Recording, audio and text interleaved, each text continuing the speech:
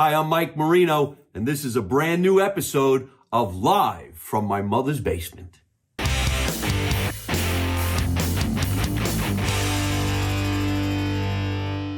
Good evening, ladies and gentlemen, and welcome to another edition of Live from My Mother's Basement here in the studio in Los Angeles, California. Hopefully, I'll get home to New Jersey soon, but for right now, we're doing a lot of fun stuff, some different stuff with people from the California area while we're here in Los Angeles.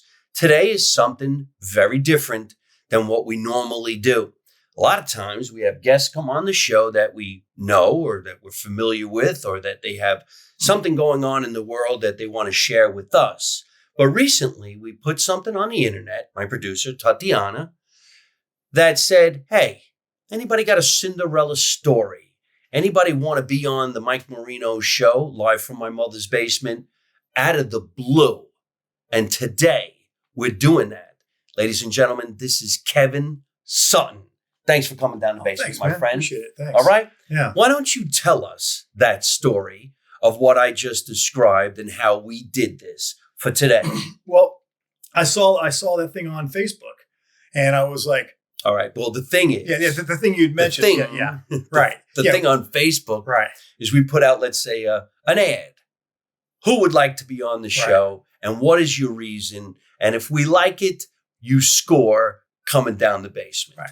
And it was the day that Carl Weathers died, the guy who played Apollo Creed. All right. The guy who played Apollo Creed, of course, Carl Weathers, when he had those famous lines in the movie, who could go in the ring with me? Let's give an unknown a shot at the title. Right. Is that right? And that's what I said. I said, you know what?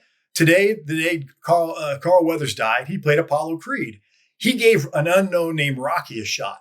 Why don't you guys give an unknown name Our Heavenly Father? That's my stage name. Give an unknown. I've only been doing stand-up for 3 years, but you know what? Give a guy like me a shot.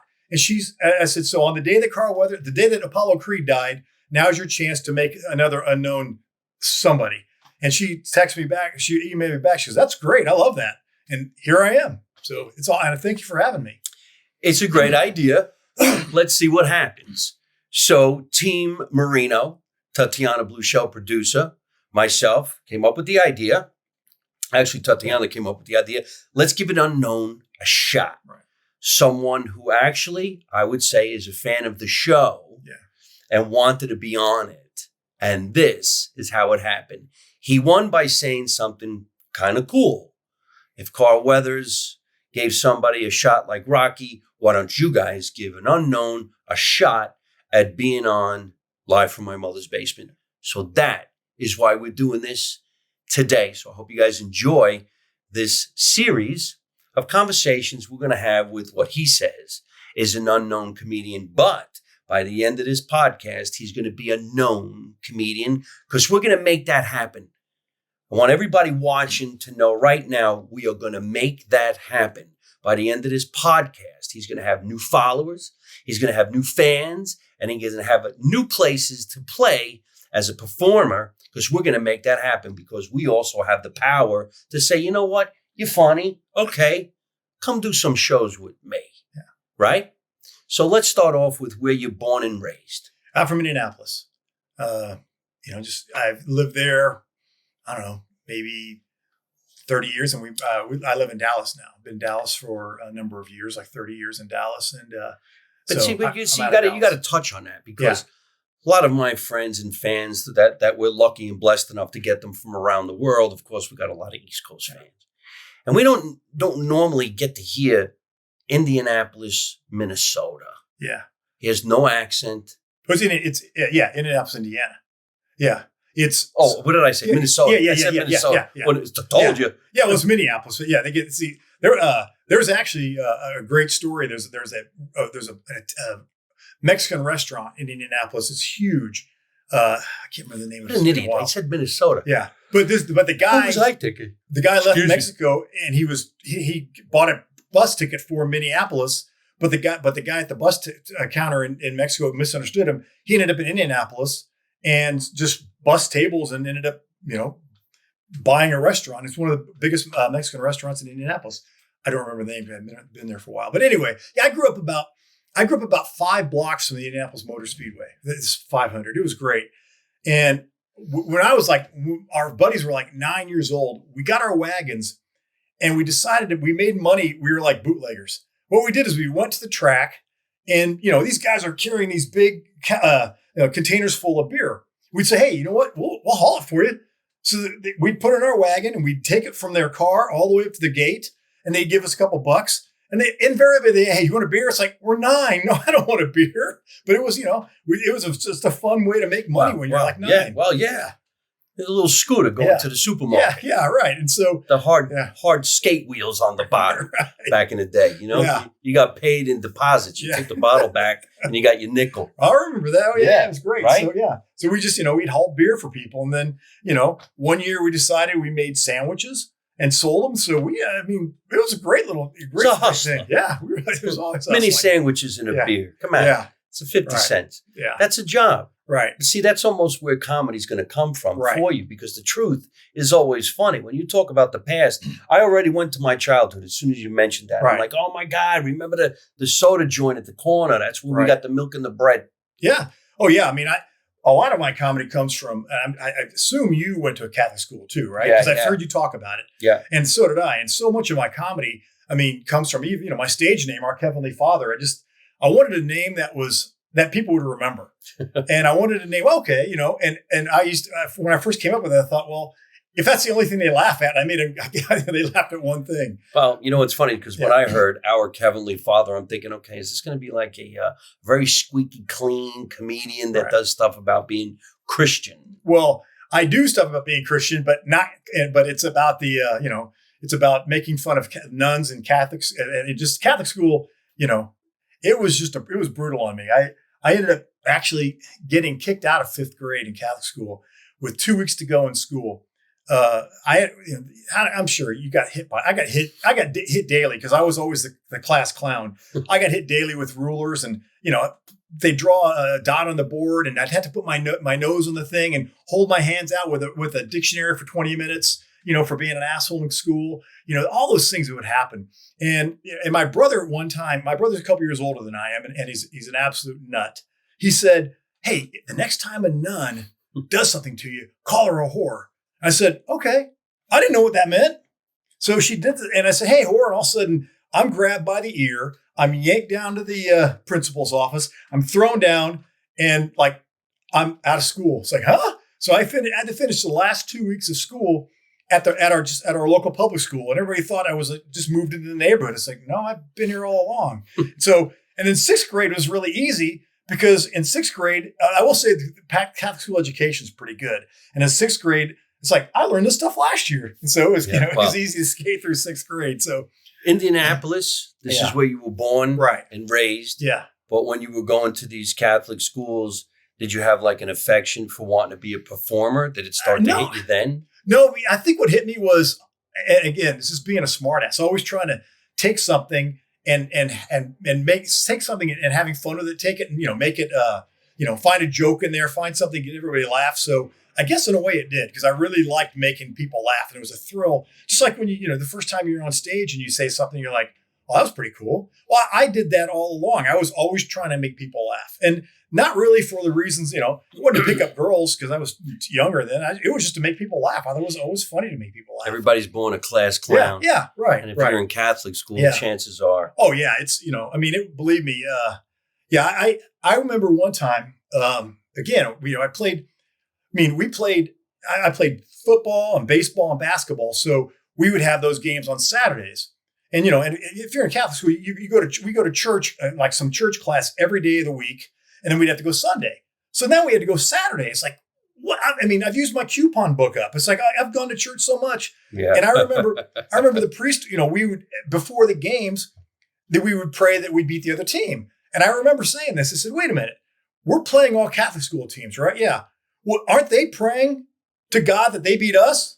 Yeah. Well, how come they always beat us? Does God love them more than he loves us? That's a good point. And I remember again, quit saying that kind of stuff. And I was like, well, then who's the better coach? Yeah, who's the better, why coach or God? Why does God love them more than? And I have a chapter in my book about why does God love a winner?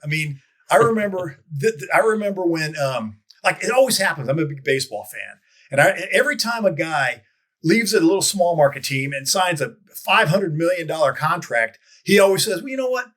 I prayed and God sent me here. It's like, why does God always send you to the Yankees or the Angels or the big market teams? Why doesn't God say, you know what?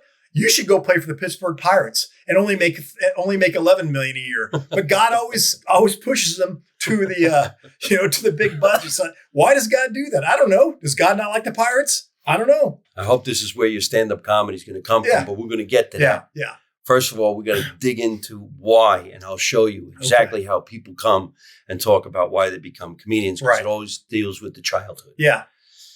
So after you were in Indianapolis for a while, and when did you move to Texas? Yeah, well, we actually moved to Birmingham for 4 years.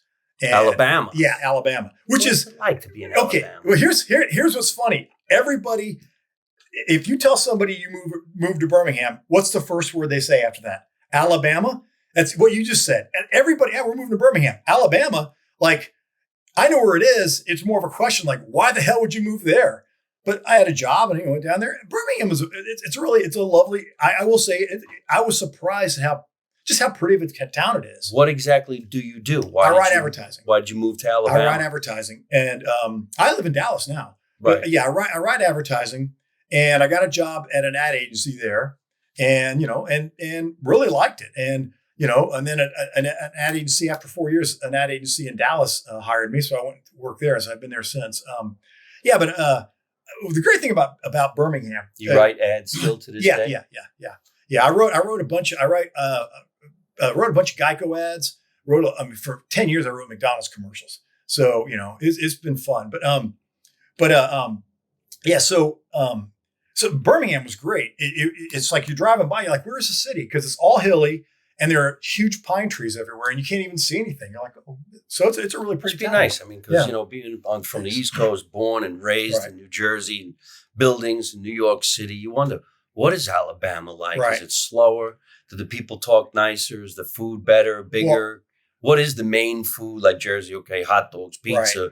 Alabama. A lot of barbecue. What is the pizza? A lot of barbecue. Barbecue? Yeah. And it's cornbread. I mean, cornbread. Grits. Yeah. Southern. Grits. I don't know if you ever had grits, but it might be the single worst thing you've ever eaten. I never liked it. I did try it a couple of times. Well, it wasn't that big of a deal to me. And the locals would say, well, if you put butter on it and cinnamon, it's like, well, if I put that on my shoe, it'd probably taste good. I mean, grits were, it's an acquired taste. And it's like, I never acquired it. But it's funny. I remember early on when I was there, I was outside talking and a couple neighbors came out and they're like, oh, we thought we heard someone with an accent. And suddenly I realized, wait, I had the accent. They, because I couldn't understand them a lot of times. I'm a huge baseball fan. And when I moved down there, I was a big fan of the Cincinnati Reds. And one guy came up to me one day, he goes, hey man, how about those Raids? I was like, wow, what Raids? How about the Raids? And I was like, I missed something on the news. What Raids? He kept talking, no, your Raids.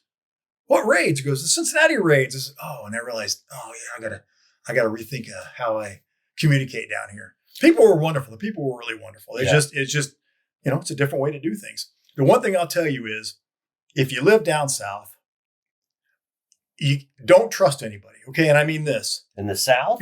Here's what I mean. Okay. Because they're all so nice. Hey, I'll be by tomorrow at noon to do that. Okay. And then they show up like 4 days later, because they just everybody's so nice. They make so many promises. I think they forget they promised you are coming tomorrow to help you at noon. They're helping 6 other people help you. So it's a really funny, I noticed that. It was like, yeah, okay. There's a time, and I always did a conversion chart. If they're coming tomorrow at 3, then it's Thursday at 4. Okay. Because they didn't have clocks. They weren't compelled to stick with times.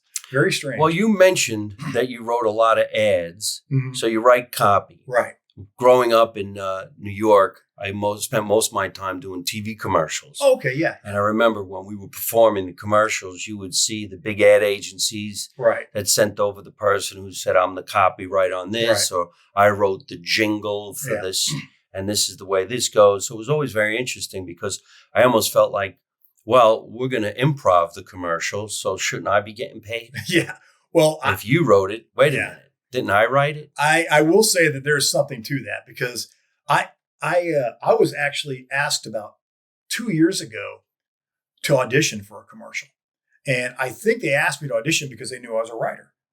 And I got the script and there was like 4 or 5 parts on there where it said actor, improv. And it's like, and I really looked at this like, wait a minute, they're asking me to write this thing for them in the audition. I'm not going to do that.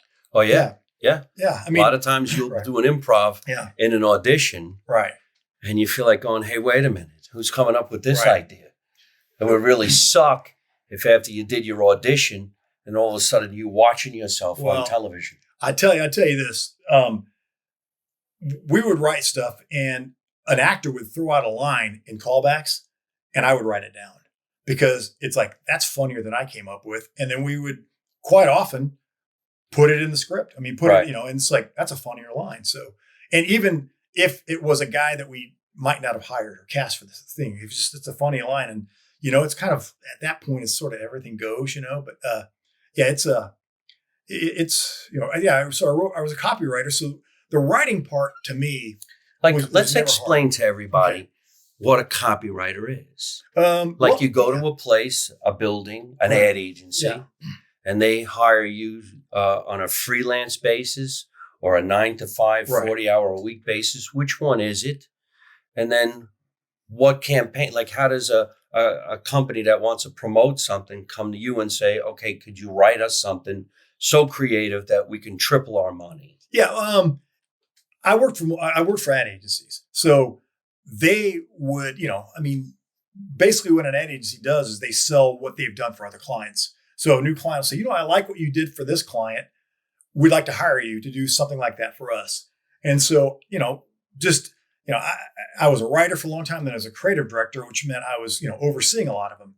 And what you do is it's kind of simple, but it's not. You find out what it is you're trying to say, because everybody's trying to communicate something. Well, how does somebody even come to you to say, I need help? I want to write. I need an ad. How did McDonald's get you?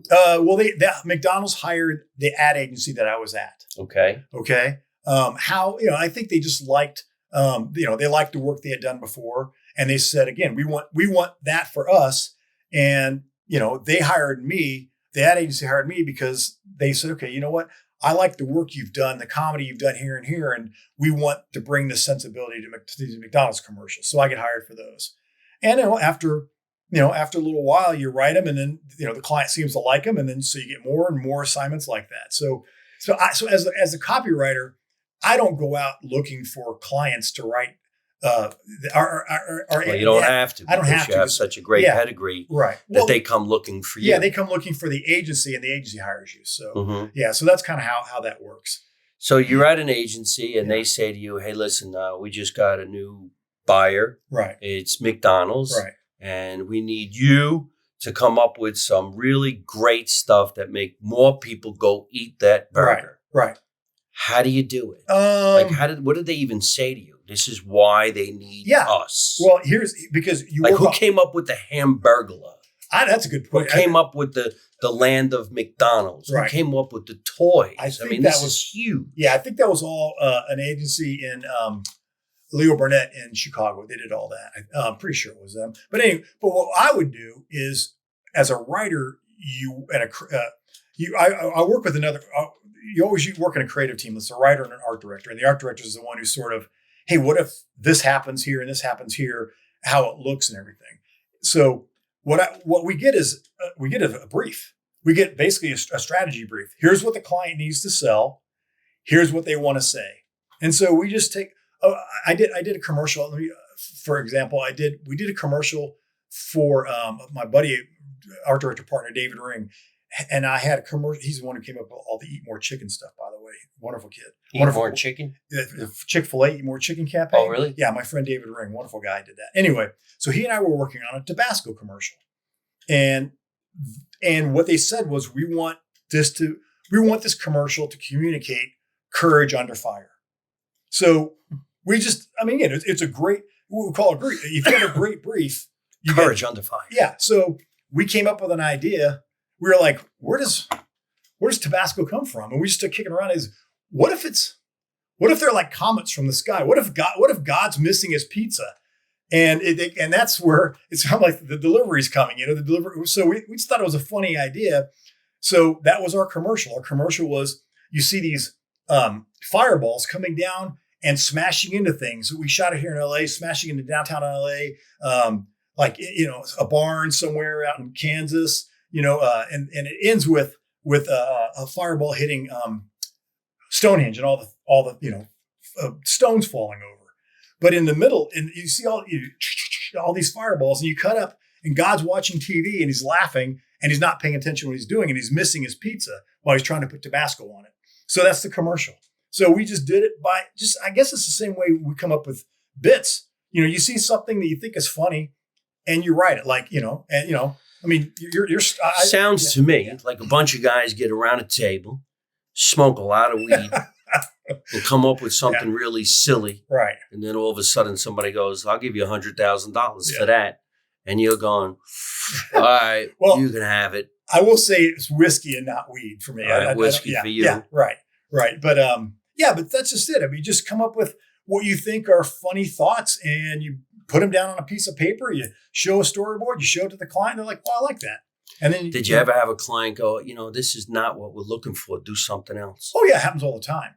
Yeah, when you first start out, I mean, I guess I compare it to comedy. When it's like doing a open mic, you have this is the funniest idea ever. This is the funniest joke ever. You tell it and it hits a wall. You're like, you can do one of two things. You can give up and say, well, that joke's funny. The audience sucks. Or you got to realize, well, if I'm going to do this for a living, guess what? I can come up with another joke.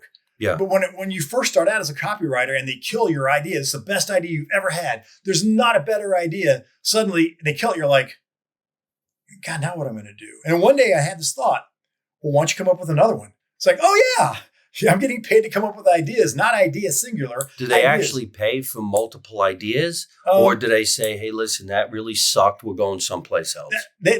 No, what they do is they'll give the agency a retainer. It's like maybe $1 million, maybe $500,000 a month, whatever it is, and basically out of that pool of money, we just generate ideas. And,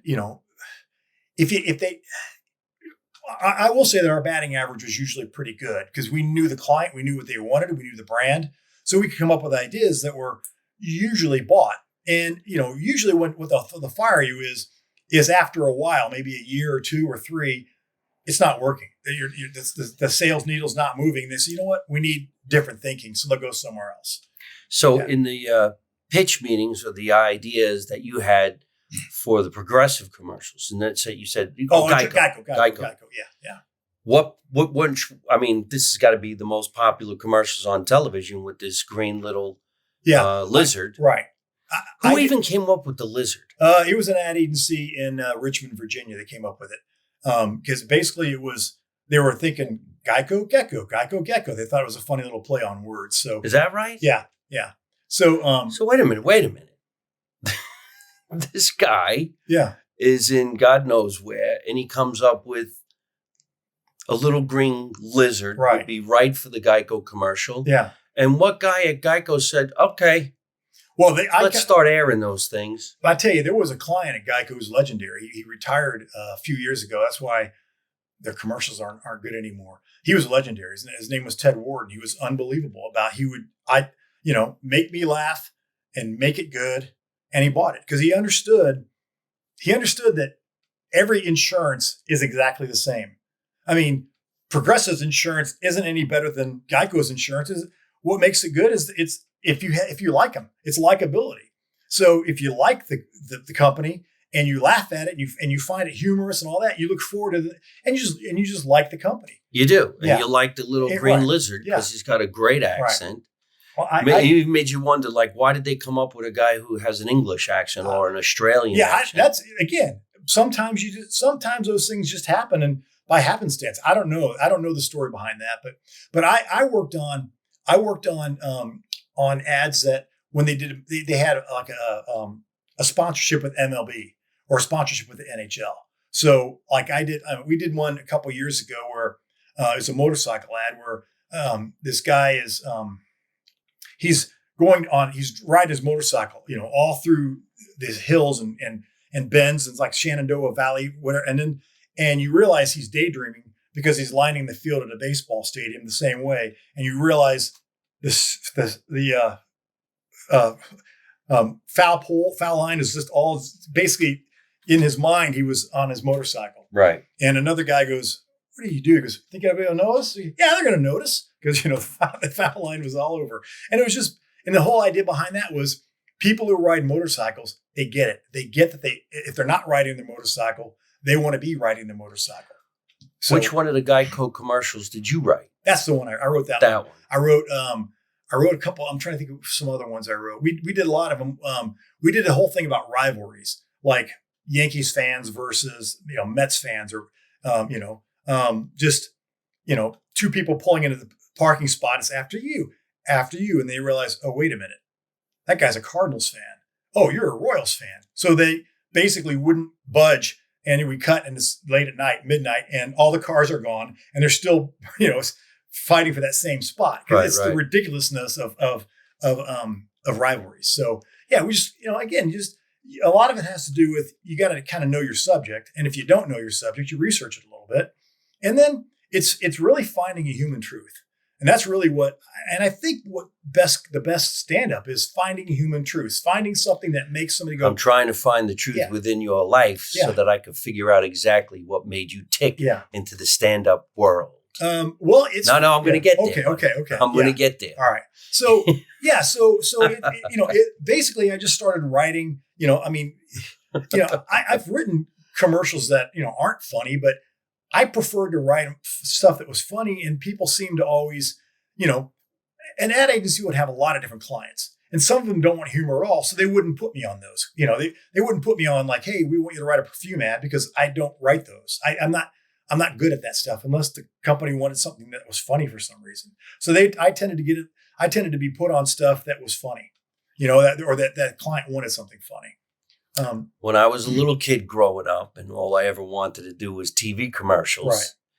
There was a big ad campaign on television by Leo Burnett, because I used to work for them all the time as an actor. And it was Trident sugarless gum. Right. And they had an action. And they had little kids. Yeah. And it would start with, "Billy, you're really great at riding your bike. What makes you so good?" And he goes, "I chew Trident sugarless gum." Right. "Really, Billy? Is that the only reason?" And he says, "Well, it's the only gum my mom lets me chew." Ah, that's great. Then they had another one. The kid was on a skateboard. Right. Another one. The kid was doing this and that. Whatever it was, that became a series. So I wrote one. Oh, okay. And I sent it to Leo Burnett through people I knew worked there, in hopes that they'd let me be in the commercial. Right. And it was a surfer. Okay. How old are you at this time? 14. Okay. And that's great. You wrote that at 14. I even have a copy of it. I wrote it in pen. That's great. And it said, you surf a lot of big waves out there, Mike. And I says, "Yeah, well, I'm good, this, that, and the other thing." And he goes, "Any other reason?" I said, "It's the only gum my mom lets me chew." And I sent it in, and they called me and said, "You know what? This is really nice. It's cute. We can't use the commercial because you can't show kids chewing gum while they're swimming.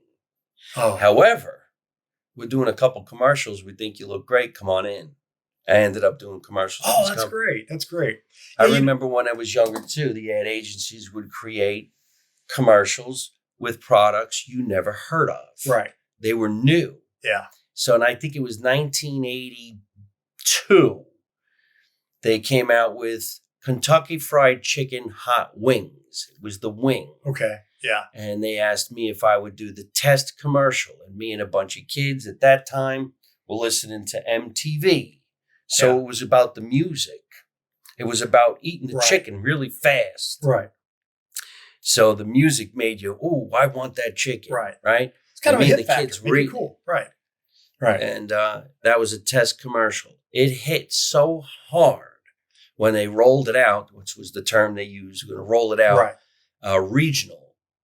And it hit so hard, they were wiping out McDonald's They were wiping out Kentucky Fried Chicken Right. orders. They couldn't keep up with it. And then they rolled it out nationally. Everybody knew about the new hot wings. Yeah. Came in all these flavors. And I made a ton of money. That's great. I mean, that's amazing. I really like the story that, you know, kind of like I did. Hey, you know, you don't know me, but here's a commercial. And they put you in. That's awesome. They cast you in that commercial when you were 14. Yeah. That's just, I love that kind of stuff because it's like, you know what, why sit around and wait? But yeah, well, in show business, you better not sit around and wait because ain't nobody coming knocking on your door. Yeah, you're right. You've got to create this business. But like you did, getting on a show like this by just throwing it out there. Well, I mean, I don't know about you, but I kind of grew up sitting in front of the TV watching the TV. And I always loved the commercials because so many times the commercials were as good as the show. Yes. I mean, I was never one of those. I never liked Gilligan's Island. I always thought it was the dumbest thing in the world. But we'd watch it because we only had one TV at the time. And I'd watch it and go, this is stupid. But the commercials were funny. And I remember like, that's fun. And that looked like a lot of fun to do. And then the one thing I noticed about when you do commercials, because you're talking about the Trident thing, you know, when you have a campaign like that, you're basically writing 10, 20, 30, 40 mini episodes, or 1 minute or a 30-second episode, because you're using the same theme over and over again. So, you know, there is kind of, I used to joke about, you know, advertising is sort of like the poor man's, you know, TV writing. You're writing, you know, you're not writing a sitcom, but you're writing a small little, you know, 30-second sitcom every time. So it's kind of cool. Well, I love anybody who likes to create content. Yeah, right. It's fun. It's silly. Yeah. And it could make you think about a long time ago. It can make you think about something romantic. It can make you think about something dreadful. Yeah. So tell us about now, all of a sudden, you get the interest of being a stand-up comedian. Yeah. And you said that one of the first times you went on stage was where? The first time I went on stage was in Santa Monica. Right here in California. Yeah, right here in California. It was a woman named Christy Nichols ran a Monday night stand-up comedy show. Well, Christy Nichols is actually a really well-known comedian. Yeah. I don't remember where she's originally from, but she performed all around Los Angeles for a long time. She's a great stand-up comedian. Yeah. Some comedians teach class. Right. It's a good thing for any stand-up comic who wants to pursue their career to take a class. Got to get in the right class. Usually the right class is someone who actually does stand up. Right. So they can teach you the ins and outs of what it is, because it's also a business. I ended up doing that, but I had cast her in a series of commercials, and we shot for 5 days. And So you were doing casting as well? Well, I'm a writer. So what I mean by casting is I wrote the commercials. There are commercials for VisionWorks, and I go out, you know, since I'm the creator of the commercial, we go to the callbacks. We go through and, you know, we pick the people for the callbacks. We go to the callback session. The director, you know, who we hire usually runs the callback session. But in advertising, the writers have a lot of say on what goes on as the director. You know, it's not like a movie where you wrote it, this is mine, because we hired them to bring the vision that we want to life. So I would sit there. I'm in the room when we're doing casting and callbacks. And so we have So you wait a minute. Let me stop you right there too, because now a lot of the auditions are on the internet. Right. And they videotape it and they send it in. Are you on that side of the couch now watching those video submissions? Usually callbacks, I mean, other than during the pandemic, callbacks are still, for the most part, held in person. But the first round of that, even back then, was the same way. Yeah. You know, they would bring in 50 people, they'd video them, and then you'd look through 50 people and go, okay, that person's good. Well, that's great. Oh, she brought something I never thought about. And then you call, you know, maybe 6, 7 of them back, and you sit and you work with them. So so we cast her. She was in our commercial. She said, hey, I do a comedy show here on Monday nights. And I think I might have gone away with the pandemic. But so I went. I happened to be back in town about, 3-4 weeks later. And I said, that's kind of fun. And then I was going to be back in town again. And I thought, you know what? I'm going to try that. So I just asked her, I sent her an email. Hey, you know what? Can I try this? And she's like, well, most of the time I want people who've done it before, because I think she sold tickets for it and all that, which is, makes sense. But she said, you know what? You're a funny guy. Yeah, I'll let you do it. So I was like, oh man. So I sat there and wrote and just, for me, the hardest part was memorizing everything. It's like, I got to memorize this. So I wrote and just kept, in my head. And when it was my turn, I got up and did my 5 minutes. And so you were in her class? No.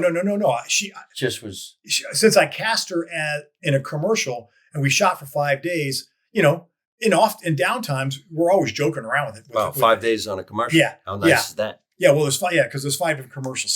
So I got to know her, and we'd all agency people and the actors would sit around and joke around all day, during when the camera moves and all that. So she was like, yeah, okay. I thought you were funny guys. Yeah. So I did it. But really the seed was planted about 4 years before that, when my wife and I went out to San Francisco to a friend's wedding. And the Friday night, she and I went to dinner. We're walking somewhere in Union Station, Union Square, I think that's what it's called. And this guy hands me a postcard, and it said comedy show at 9. He goes, "Hey, if you like comedy, we're having a comedy show." I said, "All right." I didn't think anything of it. Shoved it in my pocket. Went to dinner, and afterwards, I kind of forgot about it. My wife's like, "What do you want to do?" I said, "I don't know." She goes, "You want to go see that comedy show?" I said, "Oh yeah, okay." It's like, look, it's only like 5 minutes from here. So we walk down, and it's kind of an industrial street. I'm going, I don't know, but we're gonna get killed. Yeah, but I knew we weren't going to get killed because there was 3 guys outside smoking. I go, okay, those are the comics, right? And they're, and then we get up to, hey, you here for the comedy show? Yeah. So we pay, go in, and it's a wig shop. It's like there's wigs all around. It's like, what the heck? And sometimes if people put on comedy shows in the weirdest places. Yeah, and so, but there was a microphone at the front and desk. So I said, okay, this must be it. So we get on there, and a woman comes out. She's Ethiopian. She said this was her. She had just moved to the States about a year ago. She grew up loving American comedy. When she got to San Francisco, she knew this lady who owned a wig shop, and she rented out to her on a Friday night. So, and so she was funny. And the first guy who came on was a real overweight a teacher from Oakland. He was funny. The next person wasn't funny. The next person, the crowd, and one guy got up, I swear to God, told a joke and said, "I don't want to do this," and walked away. And my wife goes, he bailed. Yeah, my wife goes, "You get up there and do it." And I said, "It doesn't work that way. I can't just go up and start talking. They've got like a lineup and everything." She goes, "You're funnier than that guy." And I said, "Well, if I'm not, I'm going to kill myself." And that planted the seed. And then when Christy let me do the show, that's when it's like, okay, this is pretty cool. But the one thing I didn't know about, because I'd never done it before, was the light. And it's like, wait a minute now. So the magical red light that tells a comedian, get off. Right. The stage. 1 minute left. Most important thing in show. It's the only thing to know. So I knew she said I had 5 minutes, but if you've never done it before, I don't know how long 5 minutes is. 5 minutes is when that big light up on the top of your head says, get off. Right. So I'm doing it. And, I still have in my head, another, 8 or 9 jokes, and I'm getting, and this guy's going like that. And I was like, "Hey man, how's it going?" I was like, does this guy find me funny? Why is he waving his phone at me? And when I got off, she goes, "That's really good." She goes, "But you ran the light." I said, what does that mean?" She goes, "Oh yeah, you've never done this before, have you?" I said, "No." So she said, "Yeah, there's a light, and when we shine it, you get 1 more minute." I said, "Oh, okay. I'm sorry." So anyway. There's a light, ladies and gentlemen, and it's usually in the back of the room. If it's an unprofessional place, it's usually done by somebody holding their phone going like this. Get off, get off, or wrap it up. Right. And when people don't focus on that, you can destroy somebody else's show. Right. Because you're doing too much. Right. You got to know this, man. And I've had people say, if you continue to run the light, they won't book you. Ever. Right. Because they know that if you run the light at an open mic, when it's chaos, you're going to run the light when people are getting paid as a show, and the headliner's got 30 minutes and he doesn't want you eating 5 of his minutes up, So I learned the lesson that night. It's like, but then you had said something about taking a class. So after that, I started directing commercials, and there was an actor I cast, His name is Paulo Spiros, and he's also a stand-up comic. Right. And I didn't know that in Dallas. And I told him that story. He goes, if you want to do comedy, he goes, you ought to take a class. And I said, oh, okay. And he goes, it's not going to teach you to be funny. You're either funny or not. He goes, what it's going to do is it's going to organize your thoughts. It's going to help you. It's going to help you learn how to do it, how to build a set. And I was like, okay. So I took a class, in Dallas, and it was great. I loved it. And, we had a show. I remember this. We had our big showcase, and it was like, I think it was like March 1st of 2020. And then somebody said, that was really good. And they booked me like for 2 more weeks, and then the pandemic came. Yeah. So so everything kind of stopped for about a year and a half. Pretty much crushed everything for a lot of people. Right. But you're right. I took a class, and it was really, really, the woman, her name was Katie Evans. She's really good. She was really good at like, hey, she's a stand-up around town. And so I always saw her, and she was funny. So, but she was really good at just, no, don't do that, again, it wasn't like, here's how to be funny. It's like, here's how to do an open mic. Here's how to organize your thoughts. Here's how to do this and that. And it's like, that helped me out. That's what I really, really liked a lot. Well, comedy is about timing. Right. Not everybody understands everything right away. Right. So you got to have a metronome in your head. Right. A lot of comedians are actually drummers. They know how to keep a beat.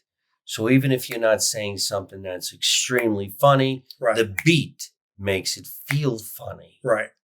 And that's where what I've learned, but I'm sure when I first started out, I was just like reading the jokes off in my head, and it's like a nervous energy. Yeah, it's a nervous energy, which you can tell I have now because I talk fast. But, yes.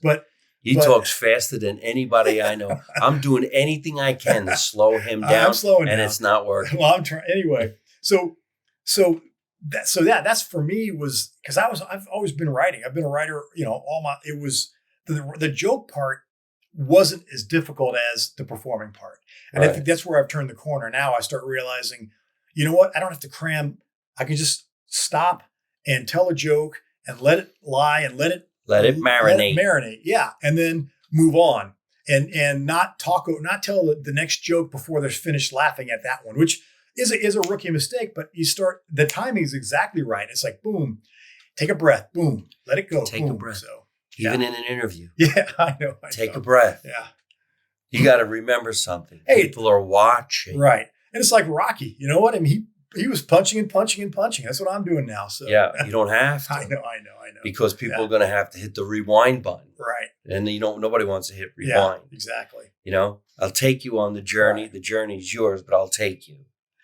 When people first start out to get into the stand-up world, it's wonderful that they come from being in show business. Yeah. But just because someone could write a joke doesn't mean they can deliver a joke. And just because somebody wants to be a jokester doesn't mean it's going to transition. Right. When you get on the stage, it's a whole different animal. It's a performance piece. And then you never know what's going to happen. Right. Somebody heckles you. You got to be prepared for a whole different situation. So I always recommend that you take a class. Yeah. Usually if you get a good teacher, they'll tell you where to go flush out what you're already talking about. And they'll also tell you stand-up is about you. Yeah. Just tell me who you are and we're all going to laugh our asses. Right.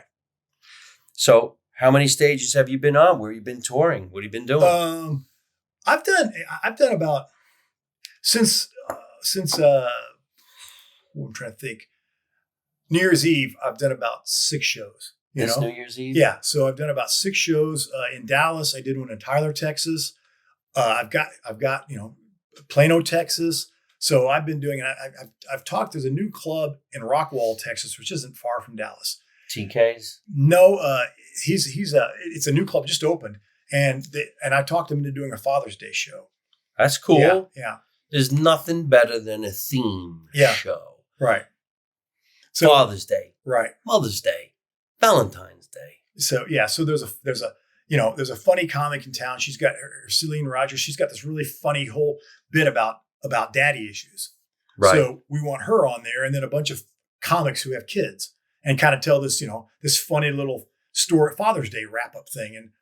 I have 5 daughters, not just 5 kids, 5 daughters. So there's, a lot of material I can draw from there. So.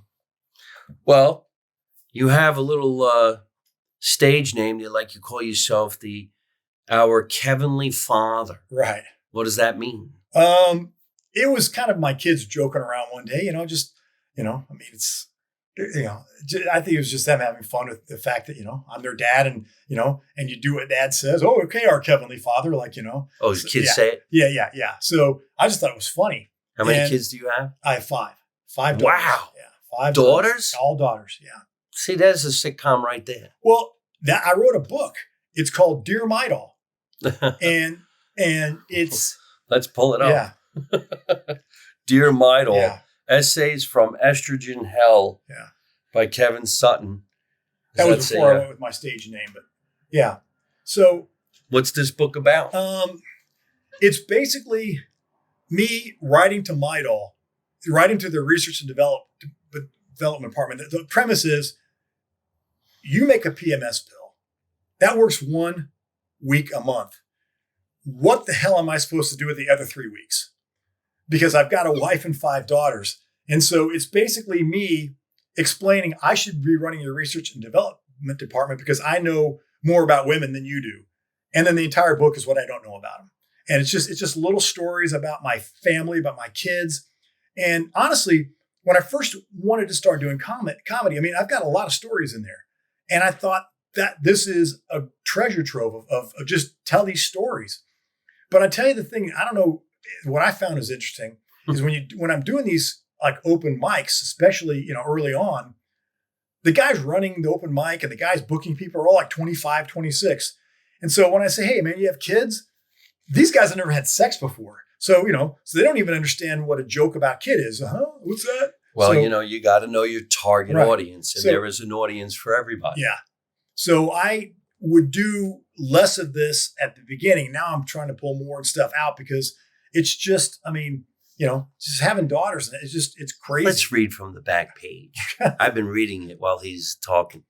Look at this, all right? Says here, ladies and gentlemen, a father of 5 daughters, desperate plea for peace, sanity, logic, and no more cat pee.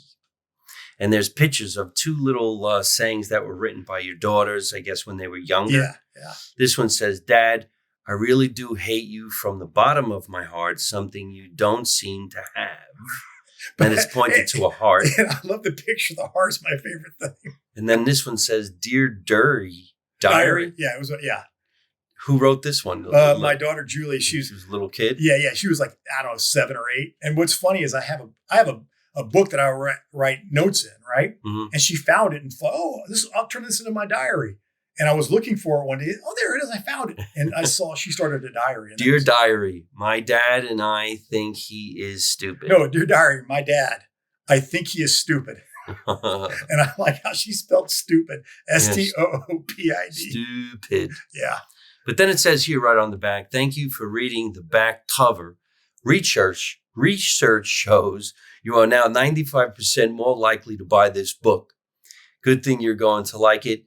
In the words of one reviewer, very well done. This is such a unique book, and I thoroughly enjoyed it. It's no wonder this book took me 5 lifetimes to write. Literally, it's about what it's like to raise 5 daughters. This book is filled with answers to the most challenging issues facing a father today.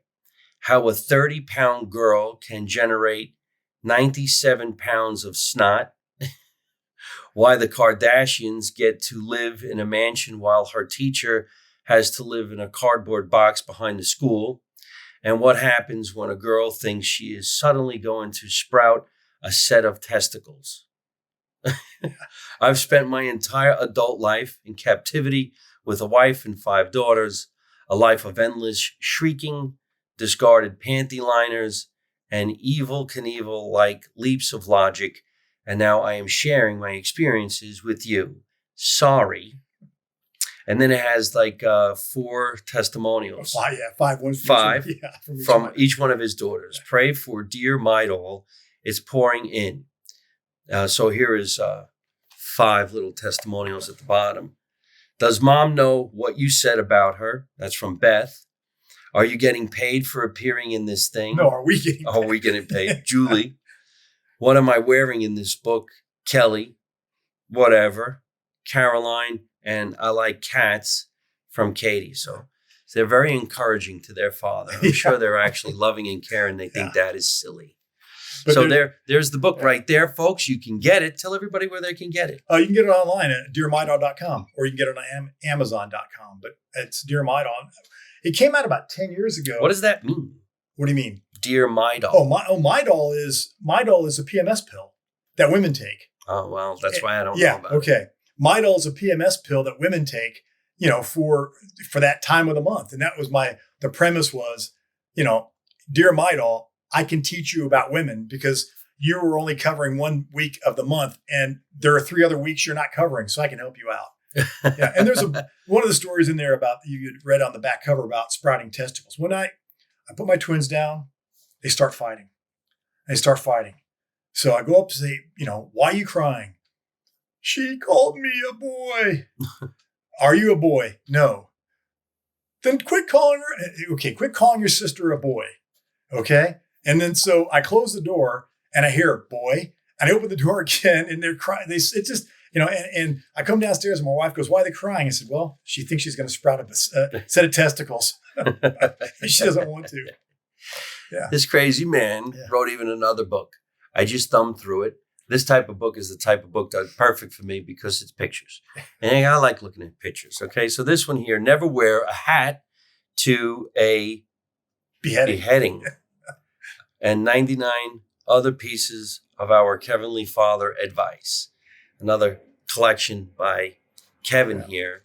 And it's a lot of pictures. And I love pictures. Yeah, I wrote 50. Did you draw these pictures? Yeah, I wrote 100 jokes and then drew, like this one. I mean, this one will get me in trouble every time, but what the hell?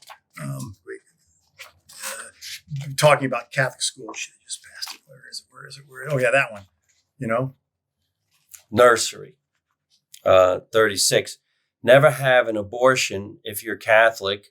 The church is going to need that kid less than 7 years.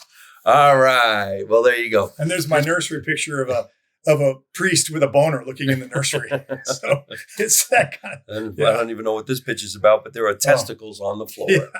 Well, tell everybody where they can get this book. That's also, you can also get that one on Amazon, or you can go to the website. It's called Never Wear a Hat to a Beheading. That's you can find it there. Again, there's testimonials from his kids. I love this. Yeah. He got testimonials from his daughters. Actually, these are from friends of mine. Oh, these are friends? And my 2 sisters and then a couple other friends. Okay, so wrong on so many levels. Yeah. There's a comment about this book. It's like Cards Against Humanity wrote a book, and I'm not sure the world is ready for it. It's another one of your friends. Yeah. This is sick. It's like the farther side. It's like the further side. Yeah. Oh, the farther side. Yeah. I can't read these days. Okay, yeah. But tell everybody again where they can get this book. They can get it at Amazon. Both of these books. You got it on Amazon. That's great. Yeah, and my I don't know if you know Jordan Brady. He's my comedy mentor.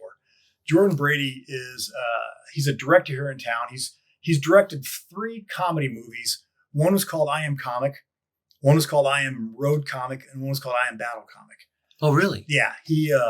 It's basically, the first one was I'm trying to think. It was he was trying to really just show what it's like to be a stand-up comic, and he's got a lot of really famous comics in there.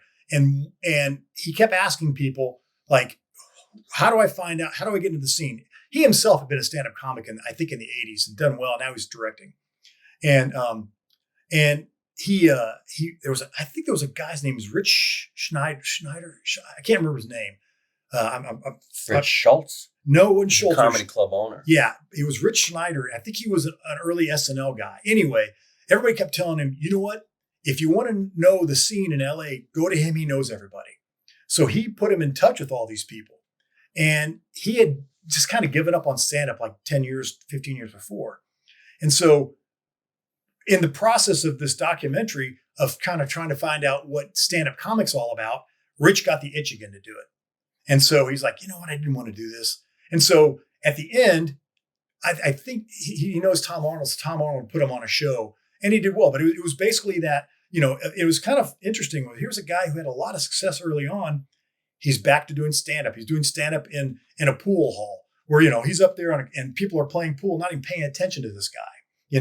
He was taught, there's a great bit in there where there's a company that rates how funny you are they take the tape. Get this, they take the tape, and if your tape is 45 minutes long, they time how long the laughs are, and they give you a number. And like the higher the number, the more people are laughing. And it's just a ridiculous way to do things, but he talks anyway. So Jordan is a good friend of mine. I put him on the cover. This book is 99% gluten-free, just stuff like that. And I've used him as a sounding board for a lot of things. Hey, you think I should do this? Yeah, you should do it. And he was really good at don't tell those jokes because, just stuff like, you don't want to. You know what you want to do? You always want to just talk about yourself, talk about your life, talk about your 5 daughters, and then you'll be fine. Yeah. Tell everybody where they can find you on social media because we got to get going. Okay, I'm on Our Heavenly Father on at Facebook, Instagram. For some reason, I just looked at my Twitter account and it was, I don't know why I'm not on there anymore. My Twitter account was suspended. I don't know why, because I didn't put it in, maybe, I don't know. I'll have to figure that one out. It'll come back. Yeah. So it's Our Heavenly Father on Our Heavenly Father. OUR, like our Heavenly Father, but Our Heavenly Father. Right. So, yeah. So that's me. And, that's my story. That's all great stuff. Yeah. We wish you all the best. Can't wait to see you on a stage somewhere. Do you have any shows lined up in the next 6 months? Yeah, I've got one coming on in 2 weeks in Plano, Plano House of Comedy, and then I've got one on Father's Day that I've got lined up for sure. Plano's in Texas. Where's the Father's Day one? That one's in a new club. I think it's called Jax, JAX, and it's in Rockwall, Texas. I haven't been to the club yet. I think it's really new. And they told me, we talked about doing a show there, and they said they liked it. So I'm assuming it's still on. You still writing copy? Yeah. We're just kind of, for just kind of really, one other thing, if you don't mind me plugging, is I'm actually, the last year I've been writing songs. So my band, we call the Four Baggers, which is a term for a home run. And we've got an album on Spotify and iTunes. Oh, wow. Yeah. So, I'm the lead singer, and a buddy of mine plays all the music. And I write the songs, and we kind of write them together. So you don't play an instrument, you do the singing? Yeah. And write the lyrics and all that. So I'm doing that. And, I've got 2 grandkids, and a third one due anytime this week. So, so I'm kind of just focusing on that kind of stuff now, and writing when I need to. But really sitting down and trying to write jokes all the time, writing on the way over here, on the plane, writing stuff like that. I thought it was funny. I was in the gift shop in the store, and they sell condoms. It's like, why would they sell condoms in a gift shop on an airplane and at the airport? It's like, how lucky do they think you're going to get? How optimistic are they? I think you're going to be part of the Mile High Club. Well, yeah. And then my point would be, well, for me, it's 1 mile and 6 inches high. I'm actually going to be 1 mile 4 inches. But my whole point was, look, the only hole that's going to open up on that plane for you is the exit door. So don't be so optimistic here, So, well, look, ladies and gentlemen, we do got to get going. All right, thanks. Let's have a nice round of applause, everybody out there. I hope you're cheering for our first giving Rocky a shot on the show. And here he is. And I hope he enjoyed being here. We enjoyed having him. This is Kevin Sutton, our Heavenly Father. I want to thank my producer, Tatiana Bluchel, for always making sure we have a great guest and a great podcast. This was our new idea to have a first-timer come down to the show and hang out and have some fun. But he's not just a first-timer. I mean, he's got books that you can get. He's a copywriter, and he's a great guy. Can I shout out one more person? Sure. Okay. A guy in Dallas, George Red Speaks, was one of those guys who first saw me and said, hey, you know what? I like you. And he's put me on a bunch of shows. And I just want to shout out to him and say, thanks, George, for everything you did for me. Thanks, George. We appreciate you.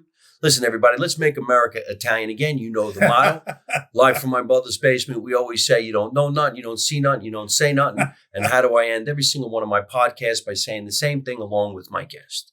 It's don't take no shit from nobody. You ready? Yeah. Here we go. Don't take no shit from nobody. Hey folks, thanks for watching live from my mother's basement. I hope you enjoyed the show. And if you did, hit the word like and leave me a really cool comment. You can also subscribe to my YouTube channel so you don't miss any of the future episodes, and you can watch some of the funniest videos on the internet. You can also listen to the show on Spotify or your favorite podcast app.